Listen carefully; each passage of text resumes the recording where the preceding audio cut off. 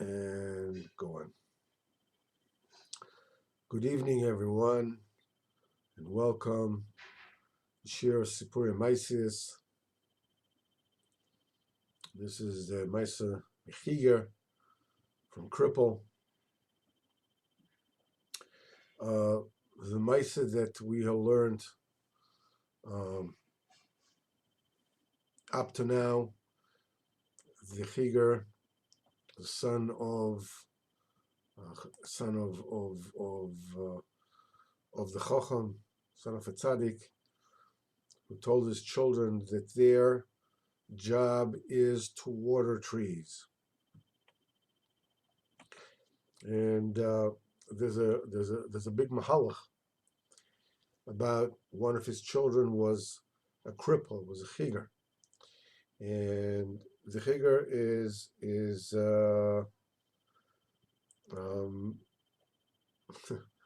and the chiger himself was he's every one of us, and he goes through a whole trial and tribulations to get to where he is. And there's a certain nekuda that we need to understand as we are jumping into a break in this story, in the narrative. So let's just read it. Let's read what is written here. And what we said was he was robbed, and his people ran away, and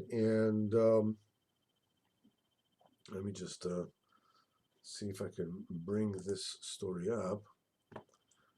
Hold on just 1 second. All right. It's my simcha. Okay. Give me 1 second. I'll just share it with you. Just give me a minute. All right. Here we go. So here's the Maisa Mechocham that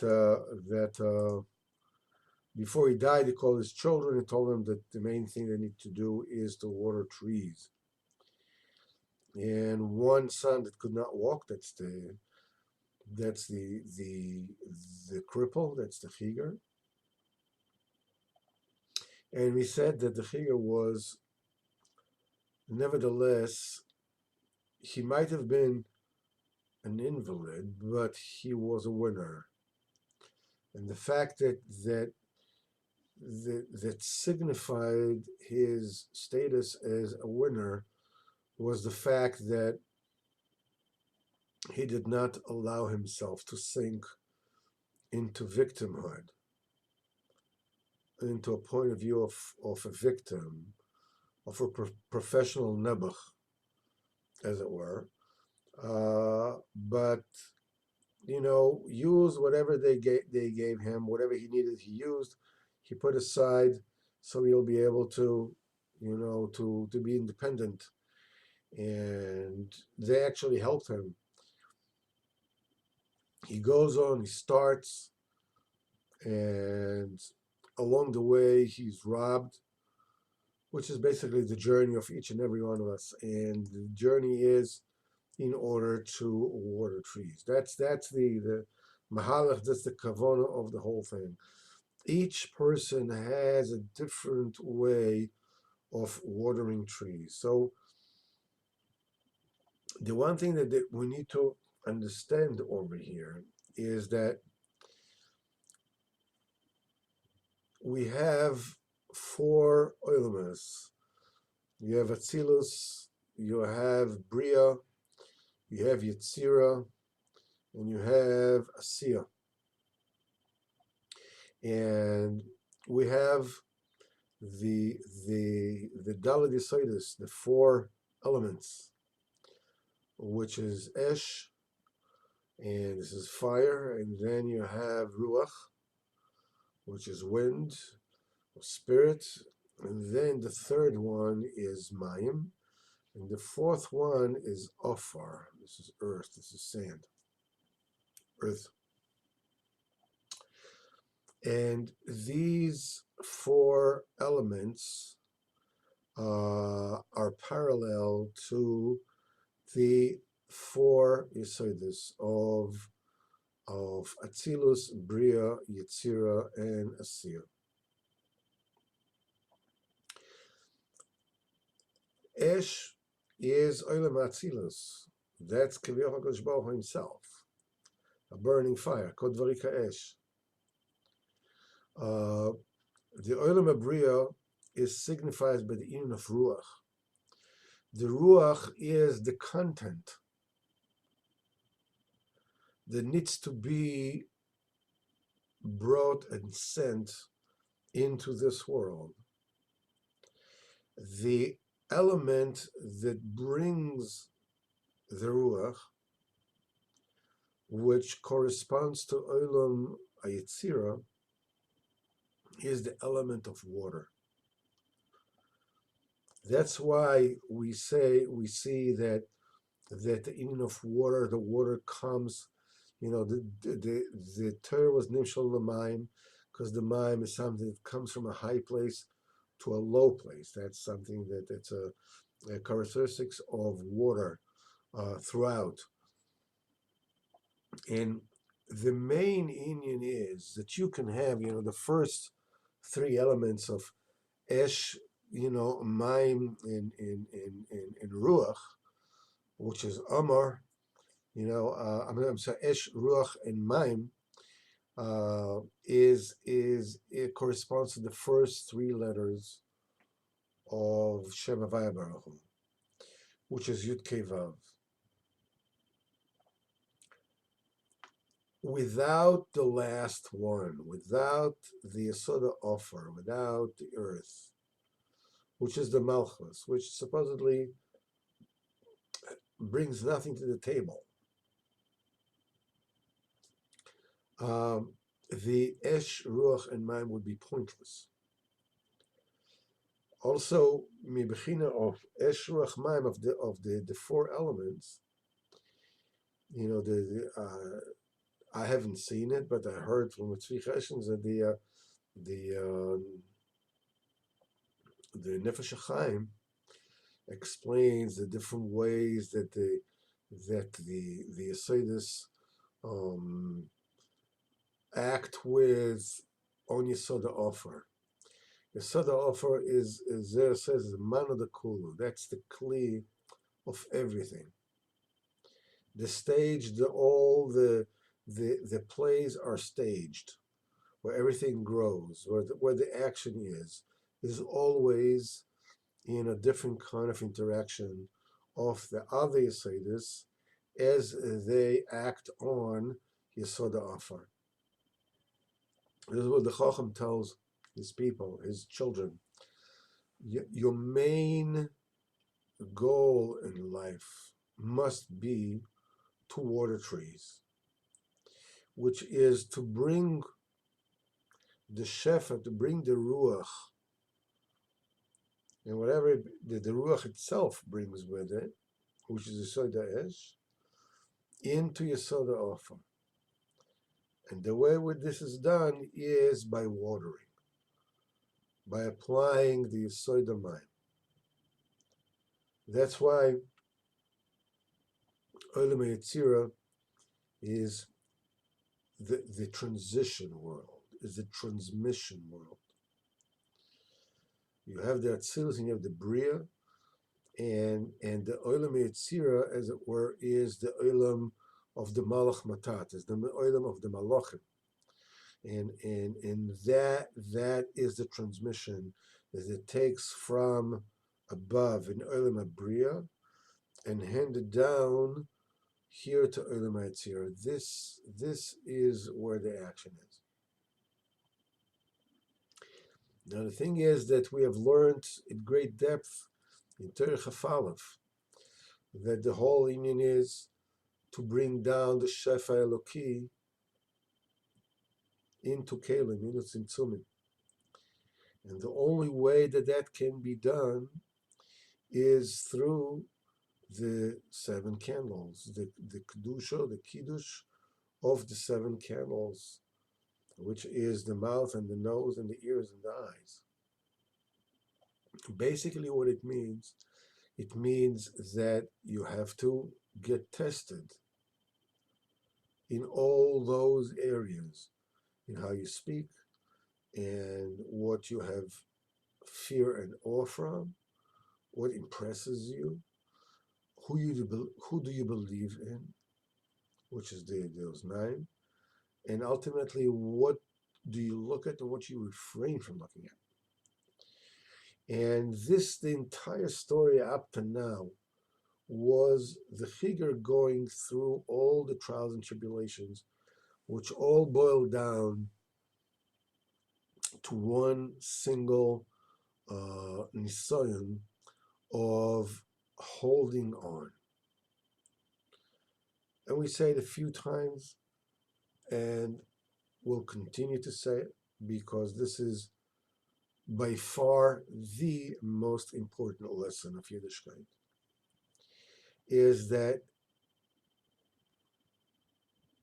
the prime quality and principle of successful Jewish living is understanding that success does not mean success. Holding on means success.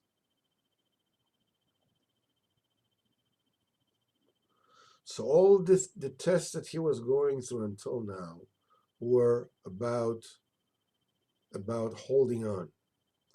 And we said that he got himself, he was robbed, and when he was robbed, he didn't have what to eat anymore, which means they didn't have chayas and anything. This is, a person that gets to the point that he falls from his madregas, he falls from his moichen, he falls from whatever it is, and he doesn't have what to eat anymore. He throws himself down from the wagon and starts eating grass. It means that you're using any and all tools in your hand to hold on. And the Rebbe says the only thing that you could do is just crawl.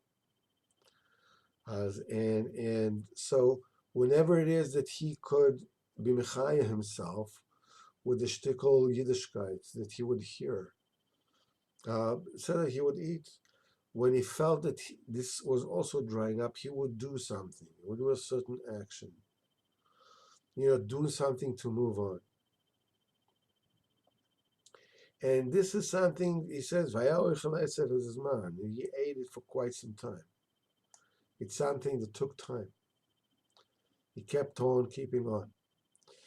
And he said that Pam Echad Ba le'esav echad, shadayin lo ochel esav kazeh. One time he came to a grass, and he ate it, and which he has never before eaten such a grass. V'hutov be'einov oisa esav. We spoke last time in Sipurey Maasios that if you hold on, that was the end of what we spoke about last week. When you hold on and you keep on holding on, you find something, eventually you find something that gives you an immense, gewaldige amount of chayos, of life. He says, he was eating grasses for a long time. In other words, you are finding yourself nekudas tovos.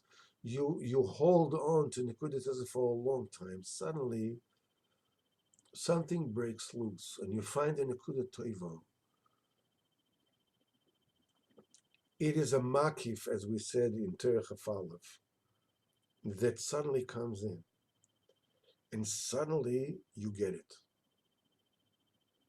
Until now, it was like, excuse me, the pun, like eating grass, like chewing straw.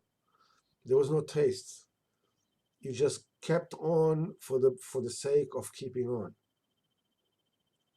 But all that built within you the capacity, the keli, the vessel that allowed a makif to come in. And he said he didn't see an esav like this, a grass like this. V'yishev atzmoi, and he stopped and looked and contemplated what was going on, and decided to yank out this particular grass with its root. That comes to say that at a certain point in time, when something shines to you in your Yiddishkeit, a certain nekuda shines to you in Yiddishkeit, and it is impossible really to tell somebody else about that. But as you develop, as you get into Yiddishkeit, as you develop your Yiddishkeit, you're always arriving at a certain place where you realize, okay, now I know what this is about. I know where it's at. I know where it's at. I have all kinds of proof that things are the way that I think they are, and this is what Yiddishkeit is about, and that what Yiddishkeit is about, and I have a very clear-cut picture of what being a Jew is all about. And usually, you can tell what this is when, that you are in such a state, when anybody that is not up to that standard, that doesn't understand the importance of what you have realized as important, he is not enough. And anybody that has in his mind all kinds of chumras and inyanim that according to your understanding is, this is just not, that's too much. I am me, I'm just the way it's supposed to be. This is it. To the right is not enough, to the left is too much. The thing is as you work on, and this is normal, this is how everybody is. As you keep on chugging and working towards the makif, towards the Kodesh Baruch Hu, to bring down the Shefa Eloki from above, to water yourself. Every once in a while, you'll find yourself that you didn't even realize, but you have made a breakthrough. And suddenly, you come to a point and says, oh, now I get it. Up to now, I thought it was about, now I really get it. Which, of course, after a while, you'll get something else, and you realize that now you really get it. Until now, you're just kidding yourself. Each and every one of these levels is where you are, and it's okay. This is where HaKadosh Baruch Hu wants you to be, and work on and on and on. The difference between Olam Hazeh and Olam Haba is that Olam Hazeh is dead, is inert. There's nothing moving in Olam Hazeh. A person can make all the money in the world in Olam Hazeh, but that won't get him anywhere. The only thing that there is in Olam Hazeh is the fact that you have helam, you have a concealment. That's the only thing that this world has to offer. This is the world of concealment, meaning that there's nothing you can gain from this world except choice and choosing good. When you choose good, you are advancing, but you may not see it in real time, quote unquote, in this world, because this world is just this. It's inert. That's all there is to it. But the Olam Haba is a world that keeps on coming. Haba, it's a present continuous. It keeps on coming. It keeps on arriving. But the only way that you can get to it is through Olam Hazeh, through the Helem of Olam Hazeh. As it says in the pasuk of Zevis, Ha'olam nasa belibam, and the world he gave in their hearts. This is, it says, Rashi says, Olam mishon ha'elam, world mishon ha'aloma, of concealment, of hiding. The only thing that this world has to offer, and it's huge, is the opportunity to choose and yearn to advance, to get yourself an Olam Haba, an Olam that keeps on changing, that keeps on working. So this is how we arrive to this particular point in the story, that he says, whenever he found that new insight, he decided, okay, let me reach to the root of that Nekuda Tova. Let me understand what it is that just gave me life. Let me understand what it is that I have not, where does it come from? What does it mean? And drawn to it. And it says, V'tachat ha'sheresh, and under the root,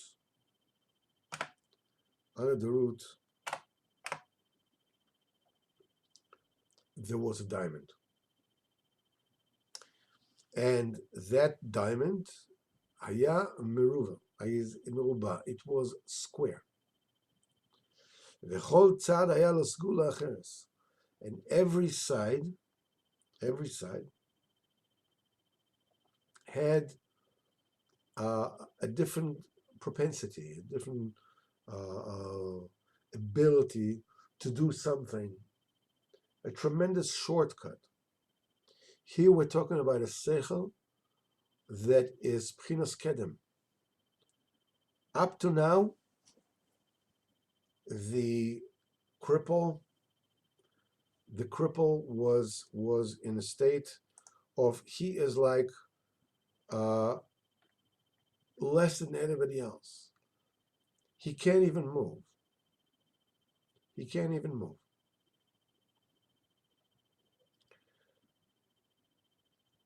But what he really was is his neshama. He was a diamond.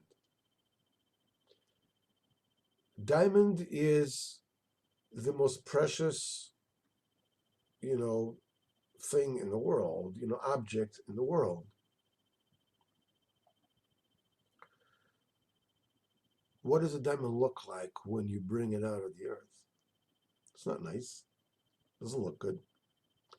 Looks like rough, dirty piece of glass. Where is it? It's in the earth. In a cheap place, in a derided place. What you need to do, you need to pick it up and you need to polish it, and from every side. And it's only when you do that that you can actually see the true glory of the diamond. And it becomes befitting to set it in the crown of the king. This is the very inside, this is the pneumius of the nefesh of the chigar, of the cripple. This is the pneumius that exists in you and in me. Each and every nefesh b'Yisrael is an eventov. There's a whole story, Sipurey Maasios, in Sipurey Maasios, Ben Melech she'osui ma'avanim tevis. A prince that is completely comprised of nothing but precious gems.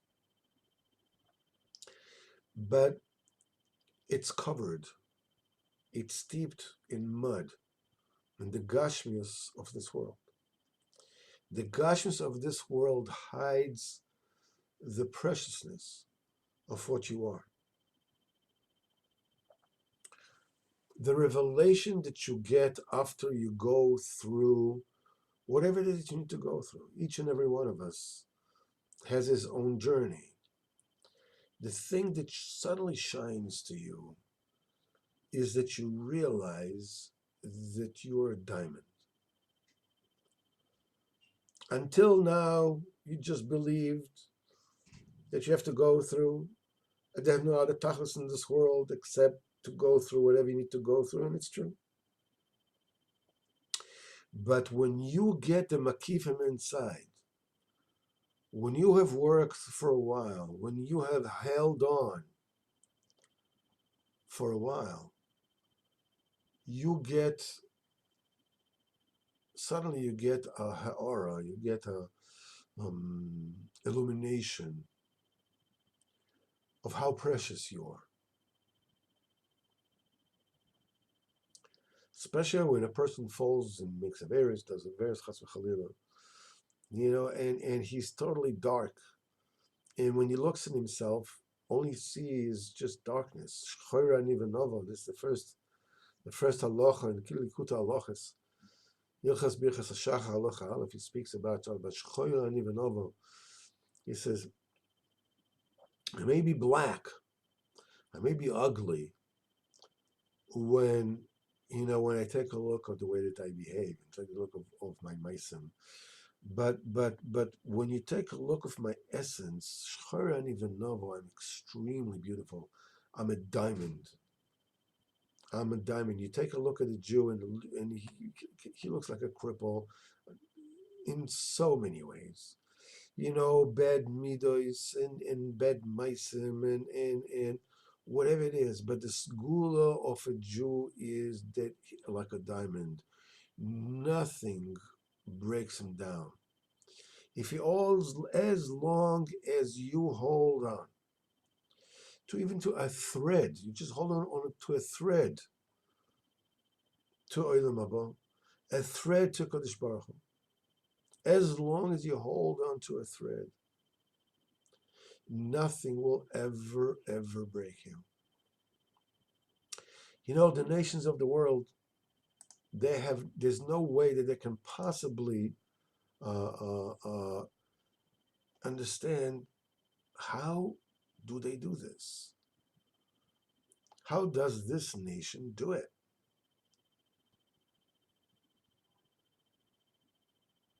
I mean, the nations of the world just like keep on hounding us and breaking us and killing us, and torturing us, and persecuting us, and it drives them crazy, especially what's going on now, with Israel. That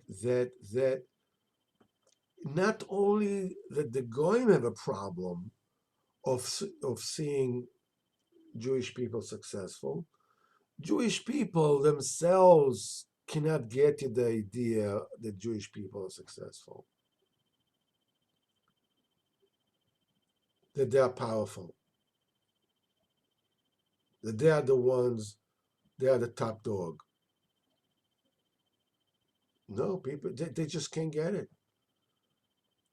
I mean, they sputter and they, froth at the mouth, and they just go nuts.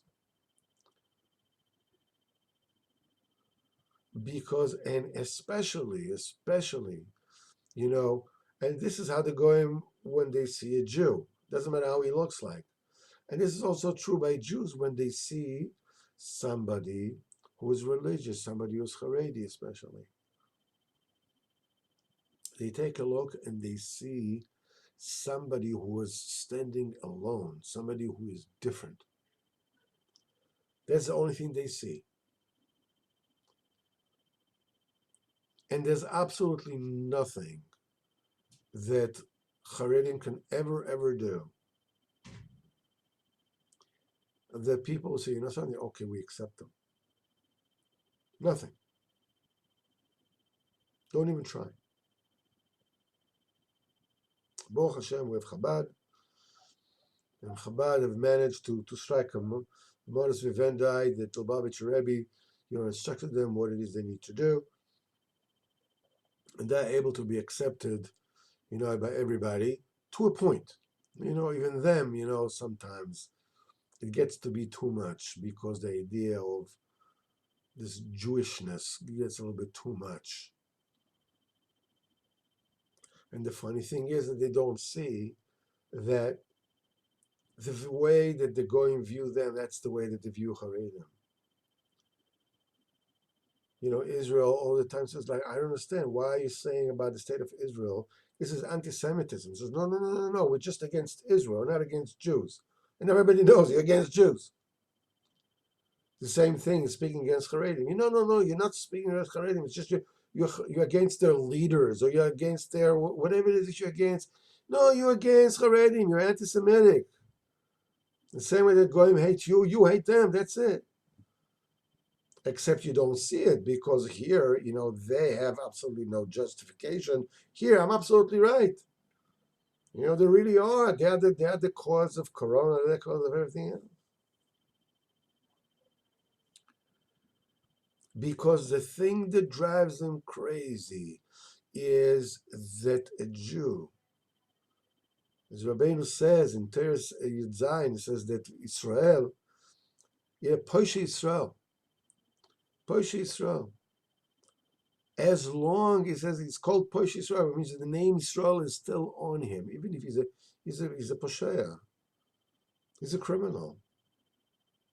As long as Israel is still called on him, he's indestructible. I think there's a book called The Indestructible Jews. You don't need a book to tell you about this. The only thing you need to do is just take a look and see what is going on. A Jew in Mitzrayim was steeped in 49 gates of Tumah. And within the 50th gate, they were in 49 parts of the 50th gate.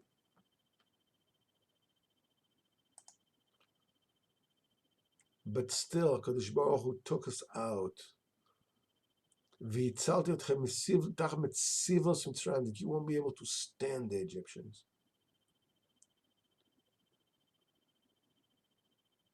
As long as a Jew has a thread of connection to HaKadosh Baruch Hu, he is indestructible.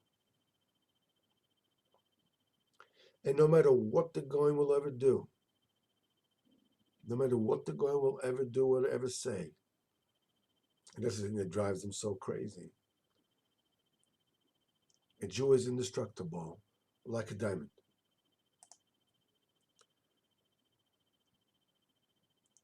When a person is stubborn to hold on no matter what, he brings forth that power, that force within him to reconnect to HaKadosh Baruch Hu and become redeemed and become saved. That stone, that indestructible core within you is the connection between a person and Hashem Yisbarach. As it says in Yaakov Avinu, the best Shvatim, this is Bereshis. Misham Roya Evan Israel. The Targum says Av Ubnan. Evan is father and children. Kadosh Baruch Hu and his children. This is us. This precious stone is found only dafka when you're staggering to get up after being on your knees or being knocked down. After I don't know, the count, almost down for the count, yet you still get up. This is the thing that connects you to HaKadosh Baruch Hu. Because the Nekudas Tevis is always in the dirt. Because where everything is good, there's no Nekudas, everything is good. Where do you find a Nekuda Tevis? Nekuda you find in the dirt. The diamonds are found in the dirt. In the lowest places, this is where you'll find diamonds. Because it's all about making an olam haba out of this world. And he said that diamond was a square. And every square and every side had a different kind of propensity. Rabbeinu says in the Torah of Ribua B'Torchi Gulo that is I think it's Torah Beis and Chelik Beis, if I'm not mistaken. Rabbeinu says that there is an interrelations between the sphere of the Bina and the sphere of the Malchus. The Malchus is represented with the eagle, with the circle. It's a Muna. A circle has no beginning and has no end. Either it exists or it doesn't exist.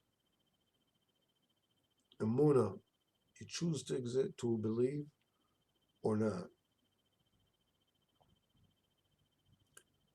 There's no arriving to it. It also says that there's a way of arriving to it from the Svara. But it also comes from the fact that you're looking in this word and says, just a second, something is incongruous here. Something does not work. This thing does not come in on its own. This is already a nekuda of emuna that brings emuna out. So the emuna is a circle.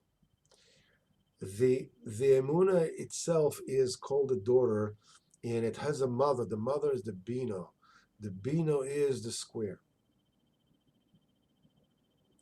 So this is Ribua Bigulo, this is Ribua Mishpat, this is the square of the Mishpat.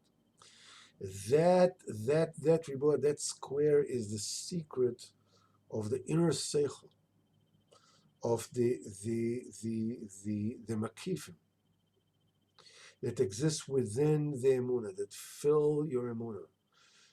The thing is that when you are building your emuna, every time that you are holding on, when things may be dark, when things may be tough, you may think that you're just holding on, you're not doing anything, but that's not true. What you're actually doing is that you are completing your emuna. You're completing your vessel, you're completing your kli. And the minute, the very second that your kli, your vessel is ready, it is filled on the spot. Because the sechel pchinas kedem, because Baruch Hu is absolutely everywhere all the time. It has to come from somewhere. We have to bring it in to where we are, because we are transitional. But the sechel amiti is not transitional. It's everywhere all the time. And the sechel eloki that is embedded in everything. This is the diamond that is concealed in each and every one of us. From that comes all the illuminations, all the segulos. This is why Am Yisrael is called Am Segula. Am Segula is an incredible definition. I don't even know specifically how do you say Segula in English. I don't think that there's a. I mean, there is. You can say like a charm, or that's what the charm does, or an amulet, or whatever it is. It's something which it doesn't make any sense. Nevertheless, it still is. When something is misugal for something else, and something has the propensity to bring about refuah, children, whatever it is, it means because logically there's no reason why there would be connection between the two things. So why does one thing bring to the other? Because it's a school. It has the propensity to bring about that particular result, that particular benefit. I remember years ago, I had a business associate that I was pretty close to. He was not Jewish. It was and we had many conversations, and he was very interested.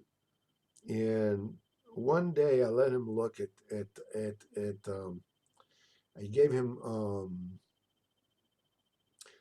Rabbi Nachman's Wisdom, which is Sefer Amidos.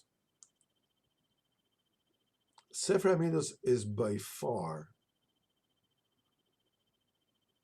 the most unfriendly sefer to anybody who is standing outside. It is so opaque. It is so succinct. Just touch it upon a point and that's it. This brings to this. This causes this. If anybody does this, it brings about this. You know, anybody who is a liar, his workers will be liars. It's a miraculous book. It gives you the end result. But it's totally fisted because there's no explanation. It doesn't tell you this is built out of this, and this, and therefore it causes this. Okay. And this non-Jew, this Gentile, wanted to take the sefer, wanted to throw out the window of the train. He drove him berserk, crazy. What kind of sefer did you give me?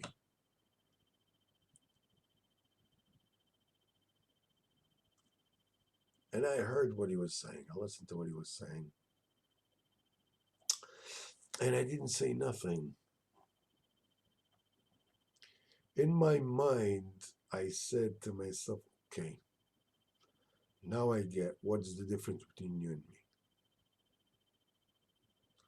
Now I understand. Okay, I get it.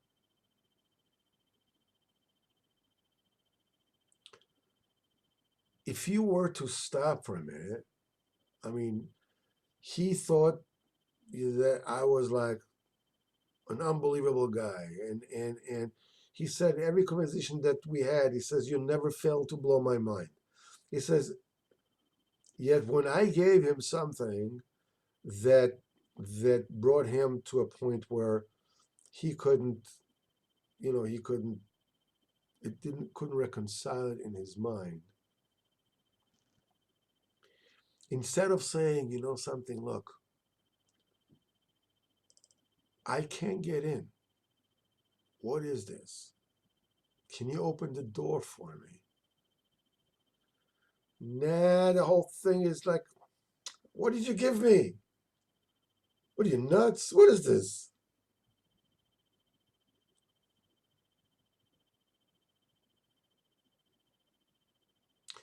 That's the difference. Rabbeinu says about Sefer Amidas, that's the Sefer that made me a Jew. That statement alone is enough to have you knocking at the door and ask HaKadosh Baruch Hu to open up your eyes so you understand what is written there. What is Rabbeinu saying here? The Sfarim Reb Tzadok of Lublin, Reb Nosson, whatever, that wrote Sfarim with Mari Mekumis. Where did Rabbeinu possibly took what he wrote in Sefer Midas? They sit and found the entire Torah where Rabbeinu maybe brought it from here, he brought it from there.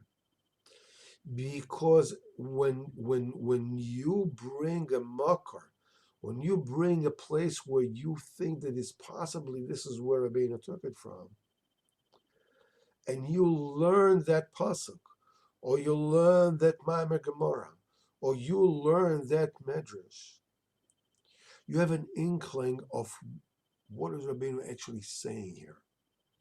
What is hidden behind this opaque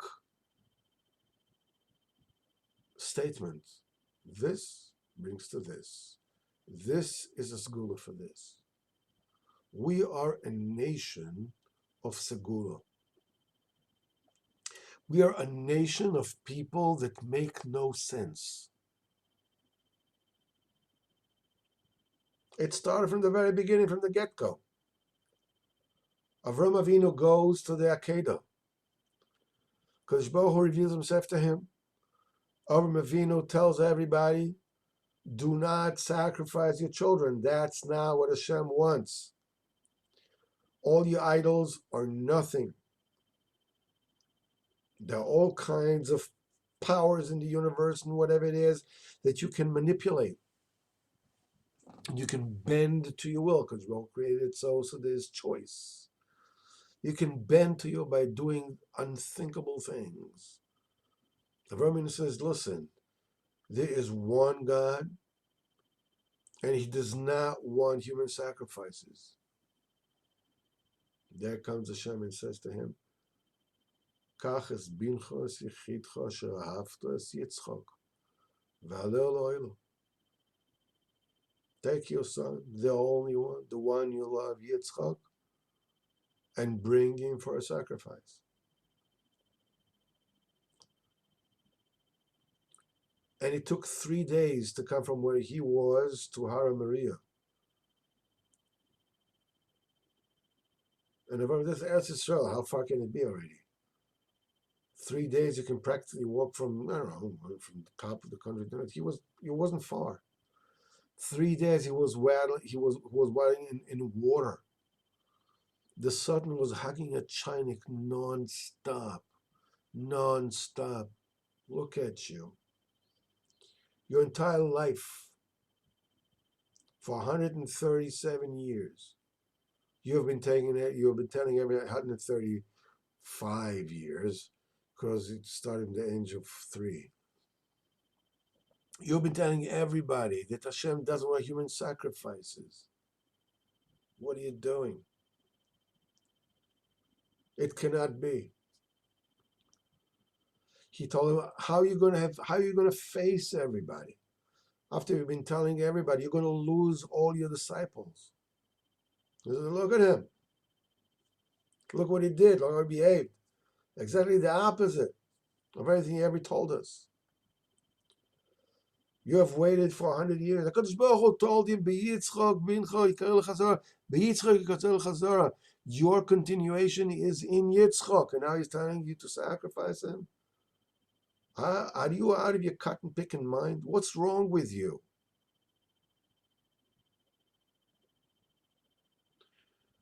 Avram Avinu is Am Segulo. Ani betmimus ani hoylech. I'm going betmimus. I don't get it. I don't know it. It makes no sense, but it doesn't matter. It's not my problem.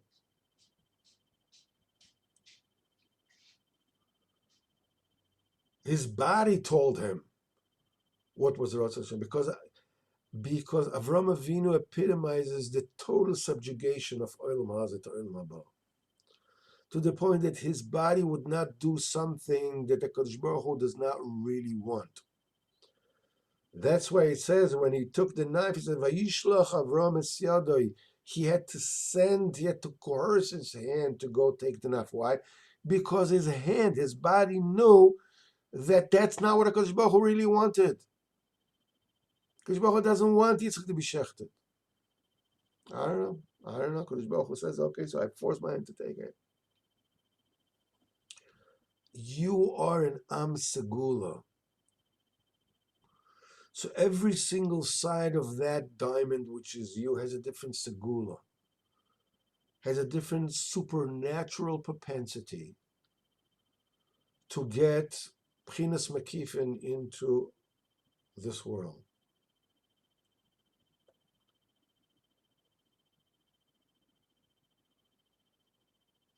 B'ezrat Hashem, we will continue with getting into the different propensities that actually existed in that particular diamond.